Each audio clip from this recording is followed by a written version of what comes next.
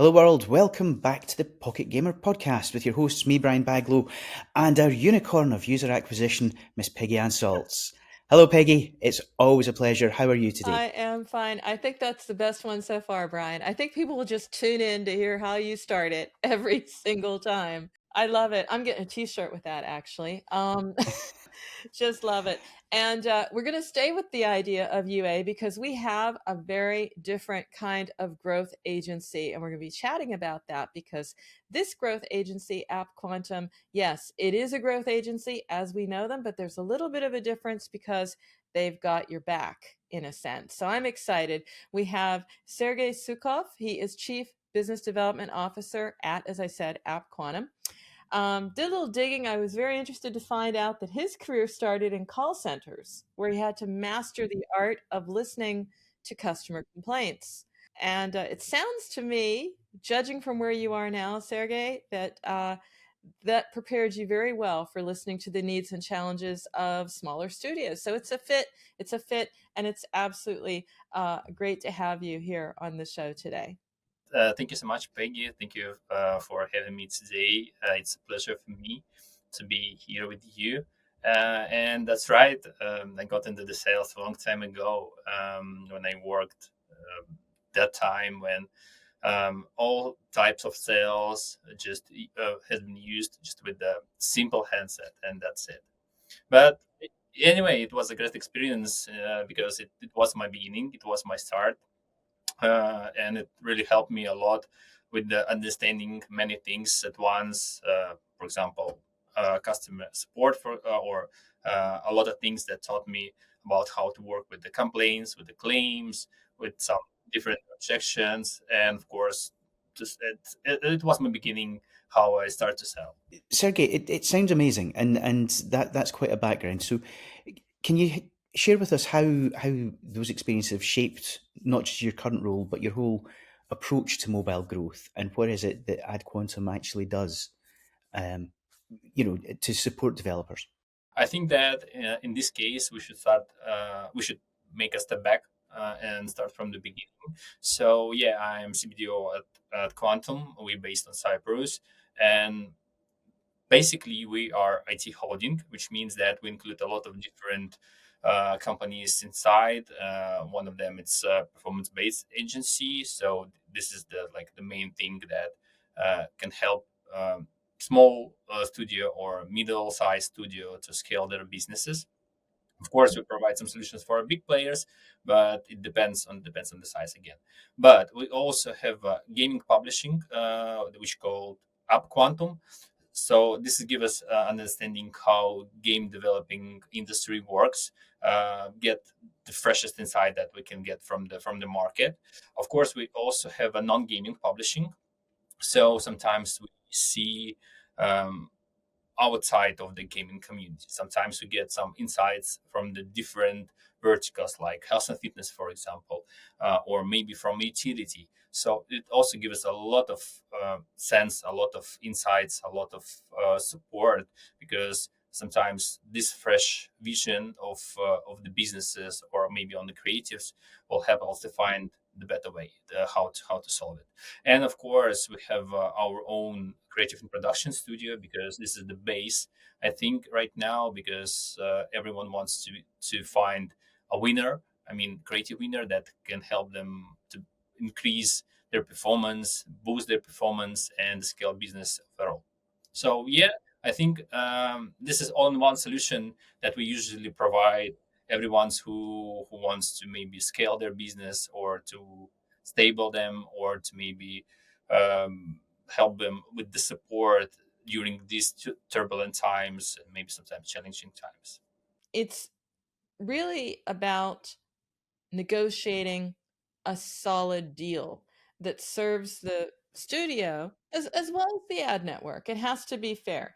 But there are tactics that smaller game studios can use that they probably don't even know they have. So, what is the position they need to be taking when they are dealing with large ad networks to start? I would like to elaborate this question maybe or divide for two part. The first one will be about that if guys, if you do really great product, if a lot of great people who created stand behind you and have a positive economies, for example, or a growth potential, everyone would like to start working with you. Depends on the size, because the first, maybe right now, belief is one of the most important thing. Depends on will you get a contract, for example, with the specific ad network. Will get some rebates, for example, from another one or not. And another maybe part of my answer on this question will be about strategy. So I would say that if you choose to stay close to the big companies, it might help you a lot, because this give you the opportunity to share their, again, conditions or rebates, resources, maybe some expertise, maybe something more. So this all cost, to be honest, this is a lot of money, and sometimes even you exchange it on for equity of the project. You can get the best on the market right now. So incubators, maybe startup camps, maybe anything else that you can meet investor relation manager. I think that it's essential for small studios that can help you to reach out them, to reach out big players. So yeah, don't forget the elevator pitch. Don't forget the question that you would like to ask, and to be ready when you meeting with them to ask the right questions. Any rules on that? I'm just curious because I remember it was a while back. Still getting organic traffic, by the way, over Mhm. at pocketgamer.biz. Is there was an article that I wrote with Sakala Solchanova at the time. I had interviewed her, and it was basically how do you, how do you assess? In that case, it was a measurement provider, mobile measurement provider. But you know, in this case, it's assessing large ad networks. I mean, you're saying you have to meet them, maybe at incubators, ask the right questions. What about deciding and even narrowing down the ad networks that you want to be asking the questions of or partnering with? Do you have any thoughts on that? If you ask me about the question that usually any studio have to prepare before this type of meeting, I would say that this is the pretty same question that I ask any client that come to us with a different request. So the first question is how we can be useful to each other, because of course we have, as I said before, we have a lot of infrastructure and a lot of different businesses, so we can help with different sides. We can be your partner or work on behalf of you from the different perspective. But the main question is what you are looking for, or how we can be useful to each other, or maybe to you exactly.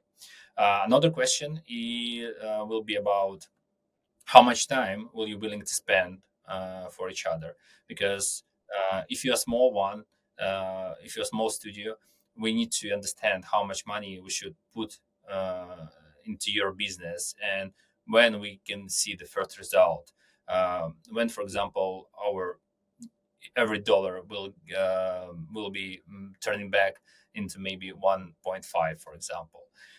So yeah, and it always sometimes people forget about that time is money, and even that if we don't involve in terms of payments, or in terms of physical cash, let's say, we spend our own time. So it's also a very important thing. And the last one, of course, how much will it cost to get, or how much it will cost for us?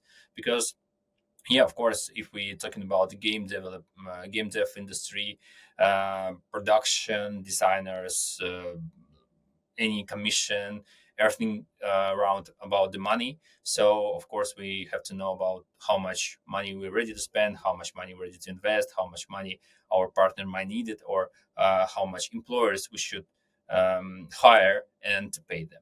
So I think that this is the three major topics to discuss with the partner on the first stage.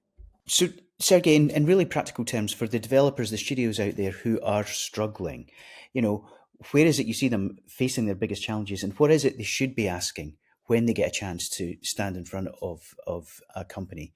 Um, any insight, any sort of advice you can offer would be brilliant.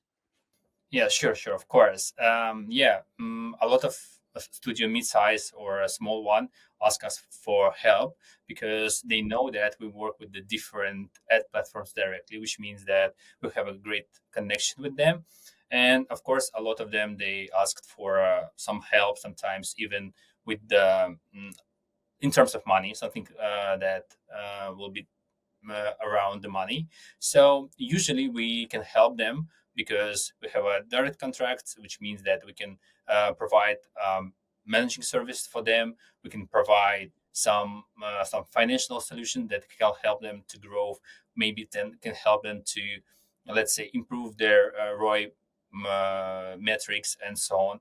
And we also sometimes we can invest in their project our own money because as I mentioned in the beginning, we are publishing team and holding. So everyone who's, who wants to make this project and step on the next level can ask us for this type of help. Can ask for resources. Can ask for money. Sometimes can ask for direct communication with the ad platforms that they want to. That's really helpful because, of course, you're talking to them already. Mhm. So it's a little bit of like, hey, can you connect me with so and so? I want to talk about X. Just wanted to bring in something because I just came back from a gaming event, the UA Society in Istanbul, where companies were sharing really interesting stories like not discounts and deals. It's not always about money. Sometimes it's just about getting someone's attention and getting them to think with you and for you. And they were saying things like, sometimes if you're trying new formats, new approaches, you can say, "Look, I'm testing this. Yeah. I'm being the sandbox for you. Maybe we can have some sort of deal here." So with that in mind, what do you think is like the best kept secret, the best most interesting way for a small studio to negotiate when they have a limited budget, but they might have massive creativity, imagination, and willingness to try something new? Yeah, that's really good question because again we have a lot of requests in terms of this type of communication with us, and it's again about how we can help this type of studio because they they have a lot of energy, they have a lot of creativity, but unfortunately they don't have any resources to step on the next level. So we can help them because we know the main players on the market. We know the expertise, have a lot of connection with another game developers, which help us to understand what, because a lot of games they're different, they're totally different. Okay, so sometimes one request it's totally opposite for another because we cannot compare hyper casual games with the hardcore games. It's totally different area. So that's why we're trying to evaluate, trying to understand what exactly is needed at first step for this client. How we can help on this client will be about the money, will be about the some partnership or management service, will be about our user acquisition team, or maybe because they know how to do this, they just need proper creative. They need to be involved in this creative strategy that we can fully prepare for them. It depends on their request, depends on the project. But again, we know and we see that game developer industry right now is still in focus. So we know we meet with Google, with the different offices, with the different represent people who represent them in different region. We spend a lot of meeting time on the meetings with the TikTok discussing about the gaming and everything about that, how to start working, how to help mid-sized companies to step on the next level. So we can fully transparent in this case of scenario. We can do anything that they wanted to help them because it's our job as well. You raise a great point, Sergey, and it's not just about the asking the right questions. You need to build the right relationships. So, what can studios, what can developers do, and what would you recommend for those smaller businesses out there who want to build those long-term effective relationships with the ad networks and make sure they're finding the right people? I would say that again, maybe we can make a step back, and I would answer on this question that they have to stay in touch or stay close with the big companies. I'm pretty sure that, for example, in any market, we have a game developer leader, which means that they always can share some advices or share some maybe insights about how currently market feels, and how it's operating right now. From our own perspective, I would say that because we are operating globally, we have offices in different countries. We're trying to be involved in the local community and trying to discuss with the local partners their current situation. So if someone asks about, hey, how to I should operate right now on my current stage, because my focus, for example, in the United States, with the I would like to attract user from United States, I will answer that, okay, we have an experience, we have some specific cases that fit exactly for you, we have a proper strategy that worked before, and maybe we can accelerate somehow on your own project. So yeah, we have a proper solution, and we're ready to present it for you, because yeah, we know that it might work, it might help you. So I think that you, as a small studio, you should use all resources that usually have a big companies that may be located in the same city that you, or maybe in the same area. And also, don't hesitate to ask agency, because we're also trying to provide a best class service as we can, as much as we can, to help business grow as well. Just a quick follow-up to that is it's not always just getting a great deal. It's also just getting the right data sometimes. I'm hearing a lot of smaller companies, studios saying that what they really want is they want to get the data the way they need it from the ad partner, because that helps them build their models, do their planning, understand, is the game a commercial success? What do I need to do? Or even, do I need to kill it? I was talking with one studio, and it was on the basis of the data, and they had to ask several times to get the right data to make this decision, but it ended up saving them millions because they could make that decision.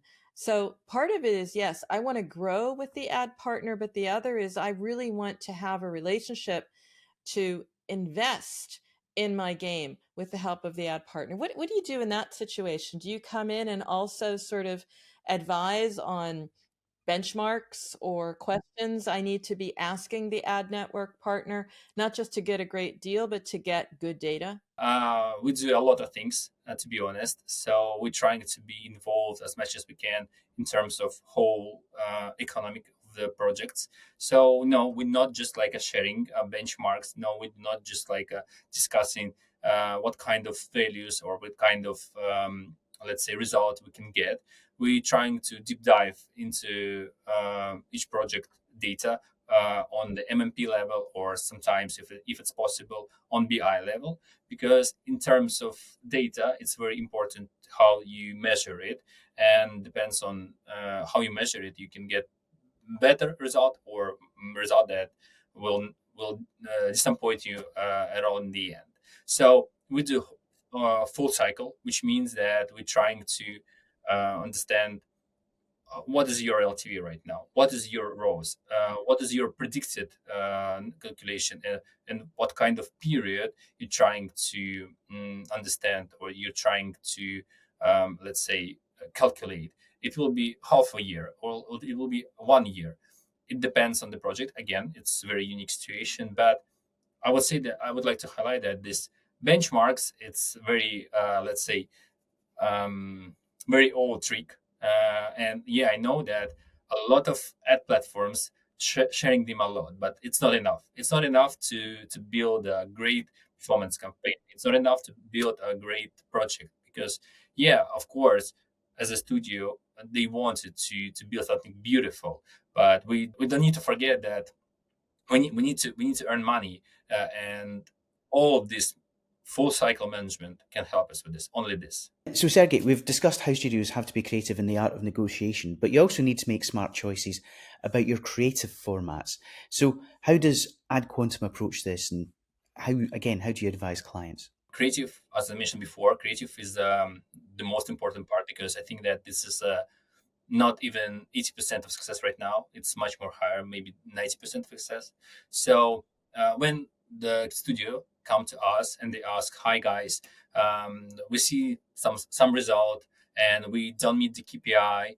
We trying to find out what's going on, and we see the creatives that they used before for this first maybe or a second advertising campaign, and usually they are not good." So this is the process starts. We're trying to get some references from the market. We're trying to use our best knowledge and attract our own, let's say, resources to create a visual that can help and perform for this project. It might be 2D, it might be 3D, and I think that 3D visuals or creative, this is the most, I think, popular format for a game developer industry. But we also do some playable ads. Playable ads also sometimes shows very good result. And if you ask me again, what should be the creative pack for the beginning? I would say we should put different types of creatives in one, and let's try this mix on different channels. It might be paid social channels like Meta again, like Snapchat. It might be in-app channels, because we also work with the in-app sources like Uplovin or maybe Unity ads or Iron Source. Maybe sometimes it might be even different, let's say banners and so on. But before this, we should prepare fully. We should know what kind of project we will trying to run, what kind of reference we should get before the start producing this type of visuals. And after that, again, back on the previous topic about the metrics and about the measurement, we have to properly analyze it with the correct data. We hear so often on the podcast from so many guests that it all comes back down to the data. And in terms of the metrics, we keep hearing, that there's no one size fits all. So, are you more or less doing this bespoke for every client and every game from every client? Yes, we're trying to do the bespoke, because again, each project is unique. Of course, we use some reference from the market, because sometimes we might notice that specific hook or specific intro might work much more better. Depends on, let's say, never mind what kind of game it is. So yeah, sometimes we're trying to combine all successful stories, all successful hooks in one, but at the same time we're trying to do not misleading at all, because we believe that user will pay only in one case of scenario, when he or she will see exactly the same gameplay that he saw or she's seen before on the ads. So which No means that fake ads is what you're saying. yeah. Yeah. So yeah, of course we're trying to be unique, but don't forget that that we have some, let's say, basic things that still works, and we just cannot forget about it. Following up on that question about the creatives, um, UGC, 3D, playables also doing really well. Saw that also in some recent research. What are the creative choices, the mixes that you're seeing and that are working, and how they impact the overall effectiveness of campaigns? Because like Brian says, it's not one size fits all in anything, including the mix of the creatives as well. To be honest, I'm in love with the 3D. I'm still Okay. believe that it's the best case of best option to start. I believe that it's the most performance format, because we on our own side we do this with different sizes. We do for different networks and so on, and every time then we test it, for example with another types of visuals, types of creative. 3D is obviously, so we see on our own side in our production studio that this is the most popular request. This is the biggest volume that we produced overall for this and for the last year. So I think that yeah, this is exactly you should start with the first choice, your first choice.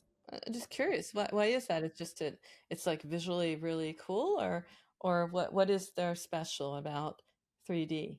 I think that it's more about performance, to be honest. Yeah, sometimes we see when 2D also works very nice, but it's more universal, I think, and it can be described what exactly user will see in the app.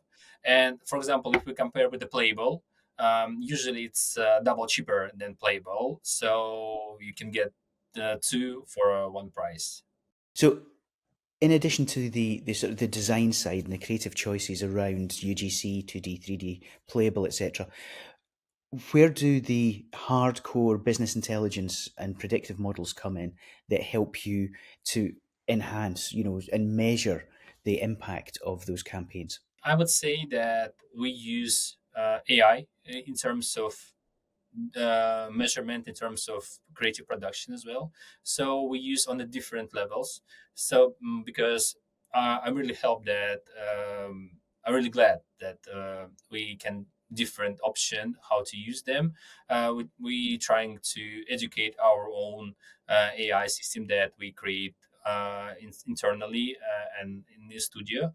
So of course, on maybe on the whole creative production studio, we use them, but once creative go out from the production, uh, do everything we do manually, because we really believe that not any artificial AI system can help us with us, or can beat still can beat the human in terms of performance, in terms of sense of let's say a sense of performance and sense of management campaign. But I think that in terms of production, of course, it helps us to test it faster, create faster, and spend much more less money and less time for preparing first pack of the creatives, when sometimes ask us, because everyone has a deadlines. And for example, for a small studio, it might be also very good option, because in this type of scenario, we don't need to hire or don't need to pay a lot of money for a 3D specialist. For example, we can create on our side with the IE, and it will be much more, let's say, cheaper for a studio, and they can afford it and they can test it with our experience, just because of the AI supporters.